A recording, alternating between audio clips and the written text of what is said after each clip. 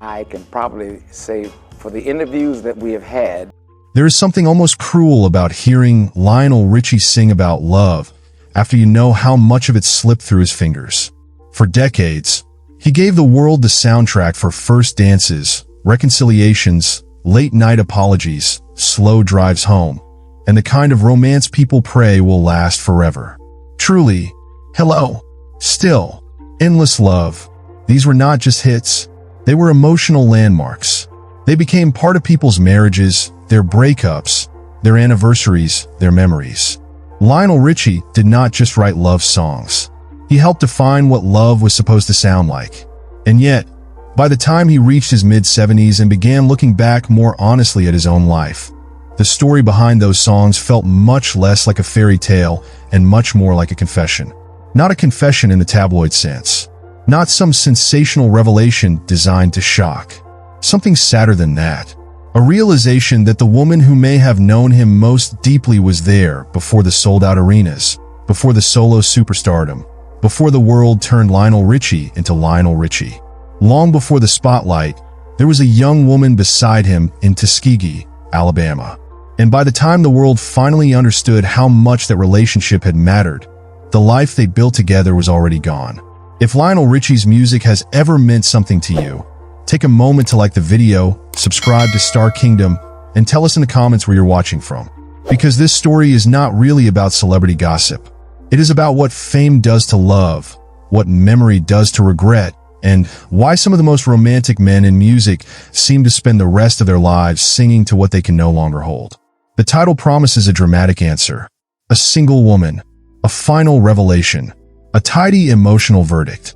Real life is rarely that neat, and Lionel Richie's own recent reflection suggests something more mature and more haunting. There is no reliable public interview where he simply names one woman and says, in those exact words, "She was the love of my life." What he has done, though, especially in the later years and in his memoir, is speak more openly than ever about the women who shaped him, the heartbreak he tried to bury, and the painful truth that some of the greatest love songs come not from happily ever after, but from remembering the moment love started slipping away.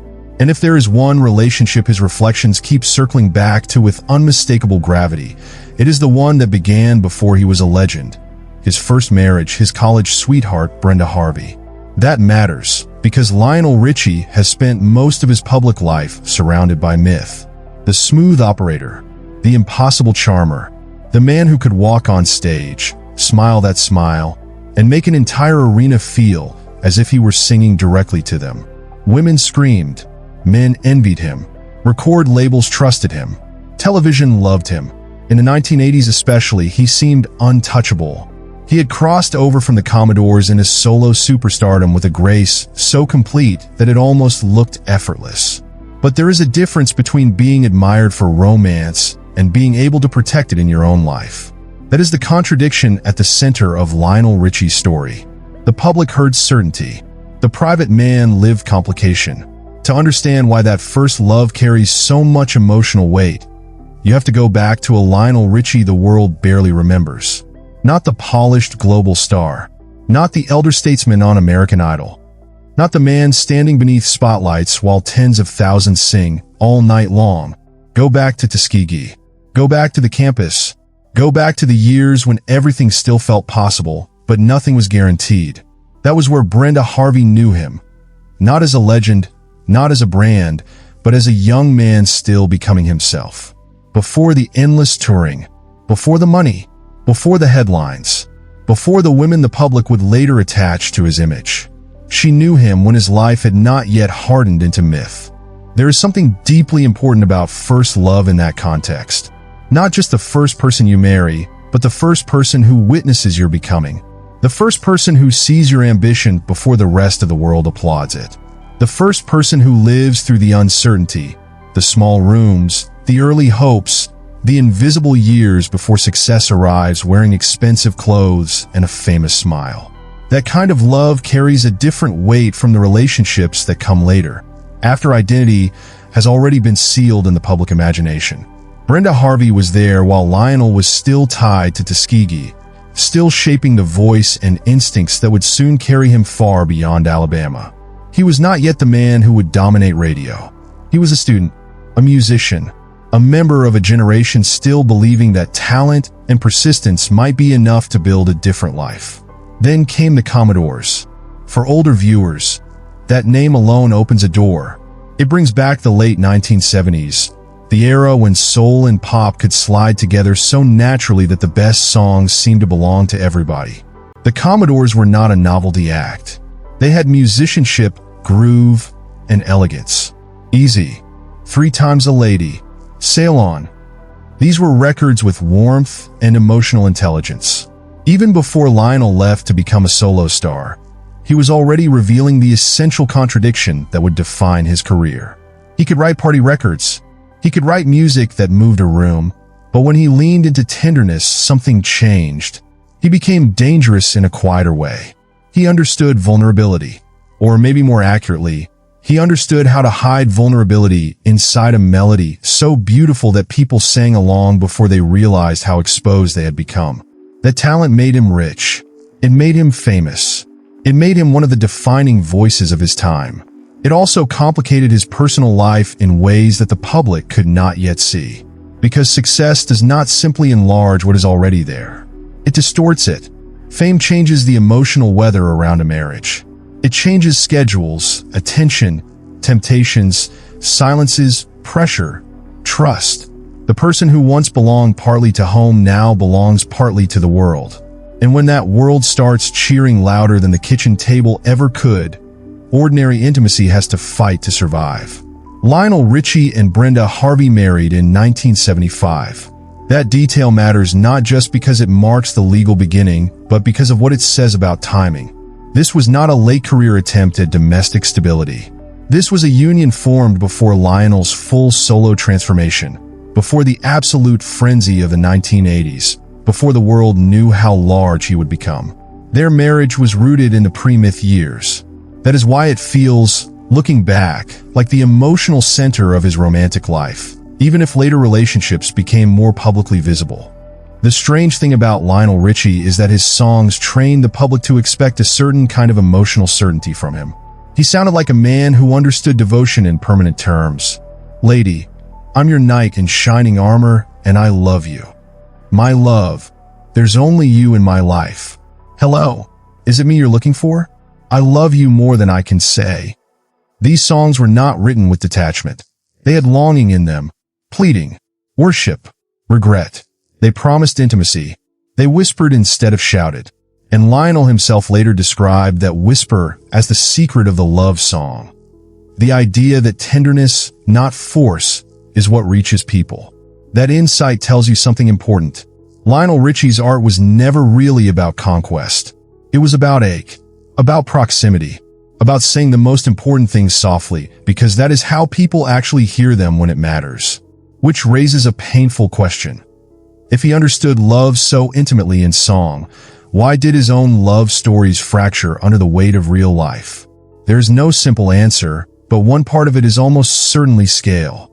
The Lionel Richie who emerged in the 1980s was not just successful. He became one of the most visible entertainers in the world. The solo hits were relentless. Truly, You Are, Running with the Night, Hello, Stuck on You, Penny Lover, Say You Say Me, Dancing on the Ceiling. Then came We Are the World, and with it another layer of cultural immortality. By that point, he was not merely a singer. He was a global figure. His voice belonged to weddings, charity events, radio countdowns, award shows, television specials, and almost every supermarket speaker in America. People remember the glamour of that era now, and understandably so. The suits, the glossy videos, the polished smile, the smooth warmth of his voice, the feeling that Lionel Richie could make middle age sound glamorous and vulnerable at the same time. He brought a kind of grown-up romance to pop music, less reckless than rock, less icy than some of the new wave world, more emotionally available than many of his peers. He sounded like a man who had lived enough to know what he was singing about. That image became part of his power. It also became part of the trap, because while the public was hearing Hello, Say You Say Me, and Penny Lover, the private foundations of his first marriage were weakening. Recent reporting around his memoir makes clear that by the late 1980s, Lionel and Brenda were already separated, though the public did not fully grasp that at the time. That detail changes the tone of the story. It does not erase the pain. If anything, it makes it sadder. The tabloids love to reduce the whole period to scandal, but Lionel's later reflections suggest something more human. A marriage with history still inside it, but one that had already begun to collapse under emotional strain. And that is where the story turns from nostalgia into heartbreak. In 1988 came the confrontation that would become one of the defining headlines of Lionel Richie's personal life. Brenda Harvey confronted him and Diane Alexander, the woman he was seeing at the time. The press devoured it. The event became one of those celebrity episodes that gets frozen into public memory as spectacle.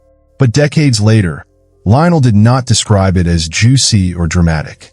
He described it as raw, ugly, disastrous. He described it as something he had tried to forget. That language matters.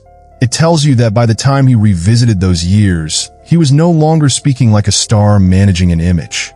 He was speaking like an older man who had finally allowed himself to look back at the wreckage honestly.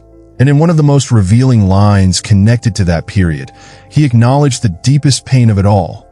Brenda was heartbroken. That is not a tabloid detail. That is the center of the tragedy. Because once you say that plainly, the whole story changes. It is no longer about who got caught where or which woman was on which side of a headline. It becomes about the collapse of a long history. Two people who had built a life before the fame fully hit. Two people who still had love in some form and memory and shared time, and yet had reached that terrible threshold where love itself is no longer enough to save what has already been damaged. Lionel later reflected on that realization in a way that feels far more emotionally revealing than any flashy love of my life headline. He described the end of a marriage as the saddest day in the life of a marriage. The moment when you know you may still love each other and still have history together, but it is over. That is a devastating line, especially coming from a man whose whole career was built on songs that seem to insist love can endure anything. Maybe that is why the title feels emotionally true, even if the literal public confession is harder to pin down. Because when Lionel Richie speaks about Brenda and that first marriage in later life, he does not sound casual. He does not sound dismissive. He sounds like a man revisiting a wound that never entirely became simple. Not because they should have stayed together forever. Not because time can be reversed. But because the loss of a foundational love marks people differently than the end of other relationships. It becomes part of the architecture of who they are. And that is especially meaningful in Lionel's case, because his art kept mining those emotional ruins. Listen to the songs again with that in mind. Still, Do It To Me, Love, Oh Love. Even the early hits from the Commodores carry a tone that is older, sadder, wiser than the glossy imagery around them might suggest. Lionel Richie did not write like a man intoxicated by the beginning of romance alone. He wrote like someone trying to preserve a feeling against time, trying to hold on to tenderness as it slipped away, trying to catch the moment you miss, the moment he himself has spoken about later, the moment when anger fades and what remains is sorrow that something once beautiful got messed up. That is not theory. That is almost a blueprint to his catalog. His New Yorker interview made this even clearer. He said the secret of the love song is the whisper. Not the big note, not the grand declaration. The whisper, the tenderness, the compassion, the softness of I'm devastated. He said what he tried to capture was the missed moment inside a broken relationship, the place where regret lives even after people part. That is not the language of a man who thinks love is merely fantasy. That is the language of a man who has watched it fail and has spent a lifetime turning that failure into beauty. So who is the love of Lionel Richie's life? If you are looking for a cold, verifiable sentence in which he names one woman and settles the matter forever, the public record is not that clean. But if you are asking which relationship seems to haunt his emotional vocabulary the most, whose loss carries the weight of origin, history, and unfinished sadness, the answer keeps pointing back toward Brenda Harvey. Not because later relationships did not matter. Diane Alexander mattered. They married in 1995. They had children together, Miles and Sophia, and built a family. That marriage, too, eventually ended. It would be unfair and dishonest to reduce Diane to a chapter in someone else's story. She was part of Lionel's life in a real and significant way. He also later formed other relationships, and in public life he has continued to present warmth, humor, and affection. His story is not one of lifelong emotional paralysis. Still, the reason the first marriage looms so large is because it contains the essence of what mature audiences recognize immediately. The person who knows you before the world changes you often remains emotionally unmatched, even if the relationship itself cannot survive. That idea is not glamorous. It is not even entirely romantic. It is human, and it may explain why Lionel's memoir feels so different from the easy image he carried for years. In his later interviews, he has spoken about fear, anxiety, shyness, insecurity, qualities that do not fit the old mythology of the effortlessly seductive star. He described growing up in fear. He spoke of being painfully shy. He admitted that songwriting became part of how he healed. That matters because it shifts the story. Suddenly, the man who seemed to serenade the world with confidence looks more like a shy, sensitive observer who learned to transform vulnerability into pop mastery. That kind of man often loves deeply, but struggles with the machinery of public life. And Lionel's public life was not just large. It was relentless. Touring, recording, promotion, celebrity, visibility, expectations, constant movement. The music industry rewards the illusion that a charming man with hit records must surely be thriving in private. It rarely asks what kind of emotional erosion occurs when a person lives year after year with very little normalcy. Marriages need rhythm, privacy, repetition, trust. Fame destroys rhythm. It invades privacy. It distorts repetition into absence. It tests trust at the exact moment temptation and loneliness are easiest to rationalize. That does not excuse anything. It simply explains why so many love stories collapse once fame arrives in full force. The marriage that was built before the storm suddenly has to survive inside it. And that may be the saddest lens through which to see Lionel Richie and Brenda Harvey. She did not fall in love with a legend. She fell in love with a young man. Then the young man became a global phenomenon, and the relationship had to carry a weight few ordinary couples could ever imagine. When it broke, the world did what it always does. It turned pain into entertainment. But years later, Lionel himself did not talk about that pain as entertainment. He talked about it as tragedy. That word matters too. Not melodrama, not embarrassment. Tragedy. That is a heavy word for a man in his 70s to use about the collapse of an old marriage. It suggests not just regret, but reverence for what was lost. A recognition that whatever happened afterward, something irretrievable ended there. The college years, the pre-fame intimacy, the life before everything became public property. Once that marriage was gone, that version of Lionel Richie's life was gone forever. And maybe that is why his later years have felt so reflective. By the time an artist reaches his 70s, nostalgia starts working in two directions. The audience looks back at the records. The artist looks back at the roads not taken, the rooms they can still remember, the people who knew them in forms the public never did. Audiences think of Lionel Richie and hear the songs. He may hear the songs too, but perhaps he also hears the marriages inside them, the separations, the lonely hotel rooms, the misunderstandings, the cost of being so available to millions and not always available enough to the person at home. That is one reason older viewers feel stories like this so strongly. They know life does not divide neatly into heroes and villains. They know a marriage can end with love still inside it. They know the person you hurt can still be the person who mattered most at a certain irreplaceable chapter of your life. They know that age does not always clarify things into neat conclusions.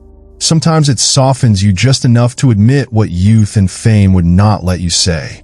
And when Lionel Richie speaks now, more slowly, more thoughtfully, often with humor, but also with unmistakable tenderness, you can sense that softening. He is still charming, still elegant, still the voice people adore, but he also sounds more willing to admit that the songs came from somewhere costly. The memoir was, by his own description, full of memories he had tried to forget. That line alone tells you this was not a man casually looking back at his romantic conquests. This was a man reopening rooms he had kept closed. Why reopen them now? Because age changes the meaning of memory. At 35, you revisit the past to defend yourself. At 50, maybe you revisit it to make sense of it. At 74 or 76 or wherever an older artist happens to stand when honesty finally outweighs image, you revisit it because you know time is no longer infinite. Because certain truths begin to matter more than preserving an old myth. Because the person the world thought you were and the person you really were start asking to be reconciled. That is where titles like this come from. She was the love of his life. It may not be a precise quote. It may compress a whole emotional history into one dramatic line. But underneath the packaging is a recognizable truth. Lionel Richie's late life reflections do not read like the story of a man bragging about romance. They read like the story of a man who understands that the earliest, deepest love may also be the one that left the deepest scar. There is something almost poetic about that, given the structure of his career. The biggest love songs of the 1980s were often sold as fantasy. Candlelight satin, longing glances, polished videos, the fantasy of permanent devotion. Lionel Richie gave that fantasy its soundtrack. But the older Lionel seems to know what the songs really contained all along. Loss in advance. The fear that love cannot be held forever. The whisper because a shout would be too false. The tenderness because anger was never the whole story. The apology after the damage. The memory after the ending. That is why his best songs still work. They are not shallow declarations. They are emotional fossils. They preserve moments people can recognize from their own lives. The hesitation before goodbye, the helplessness of desire, the dignity of sorrow, the inability to hate someone you once loved deeply. They do not just celebrate romance. They mourn its fragility. And that fragility sits at the center of Brenda Harvey's place in his story. She represents the era before Lionel Richie became a universal symbol. Before his voice belonged to everybody. Before the entertainment world could flatter, separate, seduce, and exhaust. She represents origin, which is why the loss of that relationship feels heavier than a mere celebrity divorce. It feels like the loss of home, not literal home perhaps, but emotional home, the place where a person is known in private, before the applause rewrites them. People can have many relationships. They rarely have many origins. That is what makes first great love different. It is not automatically the happiest relationship, not automatically the healthiest, not automatically the one that lasts. It is the one so entangled with becoming that its disappearance leaves a permanent outline. Lionel Richie has lived long enough now to see his own life turned into generations of memory. Younger fans know him through American Idol, through Nicole Richie, through retro playlists, through clips online. Older fans remember where they were when Hello came on. They remember weddings with endless love. They remember the Commodores on the radio. They remember an America where Lionel Richie represented a particular kind of grown-up smoothness. Romantic without being crude, stylish without being cold, emotional without being chaotic. What those audiences are hearing now in his later reflections is not simply nostalgia. They are hearing the cost behind the smoothness. They are hearing the shy man behind the icon. They are hearing a person who has lived long enough to stop pretending that love can be measured only by whether it lasted. That is one of the most mature truths in this whole story. The love of your life is not always the person you end up with forever. Sometimes it is the person who formed you. The person who knew you before the rest of the world arrived. The person whose heartbreak still hurts you decades later because some part of you knows they were not just one chapter among many. They were the beginning of the book. That reading also makes sense of Lionel Richie's enduring emotional appeal. Audiences, especially older ones, can tell when an artist is faking romance. Lionel never sounded fake. Too polished sometimes, yes. Too commercially irresistible, yes. But fake, no. Even his smoothest songs had real ache in them. They sounded lived in. That is probably because they were. He once said that what makes a record connect is when someone comes up afterward and says, "I felt the same way." That may be the best key to Lionel Richie's career. He did not just sing to people. He let them borrow his emotional language for feelings they could not quite articulate on their own. Which means that when he looks back now and revisits the loves he could not hold on to, audiences hear not only his regret, but their own. The marriage that ended though history remained. The love that survived as memory after it failed as a partnership. The person you hurt. The person who hurt you. The relationship that could not continue, but never entirely left your heart. That is not cheap sentiment. That is adulthood. By now, Lionel Richie has nothing left to prove professionally. The hits are secure. The honors are secure. The legacy is secure, which makes his willingness to revisit pain far more meaningful than it would have been decades earlier. He does not need sympathy. He does not need publicity. He does not need another hit single to validate him. So when he opens the door to the emotional mess of the past, it feels less like branding and more like reckoning.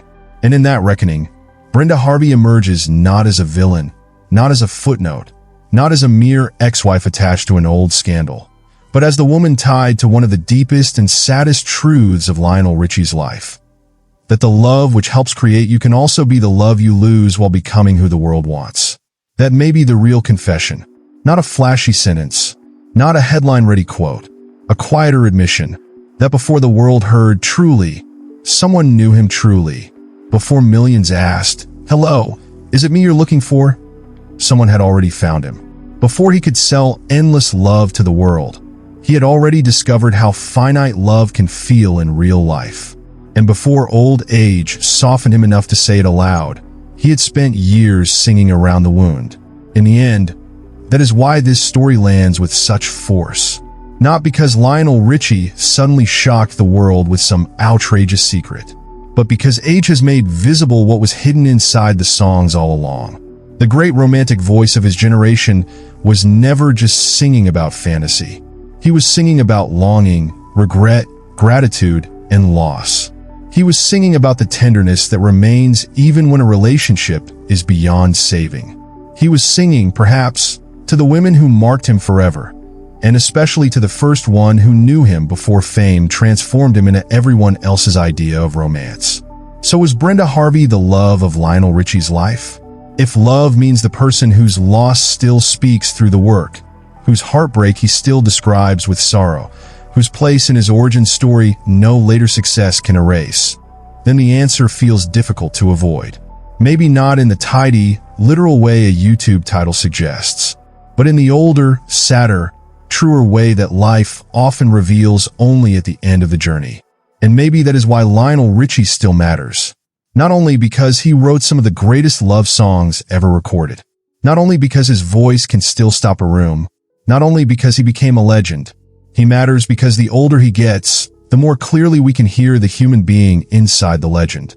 A shy man, a talented man, a flawed man, a romantic man, a man who turned tenderness into melody and regret into memory.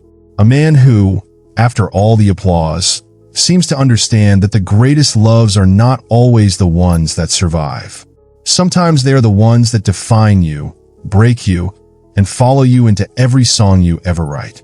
That is not just heartbreaking, it is the reason the music still feels alive.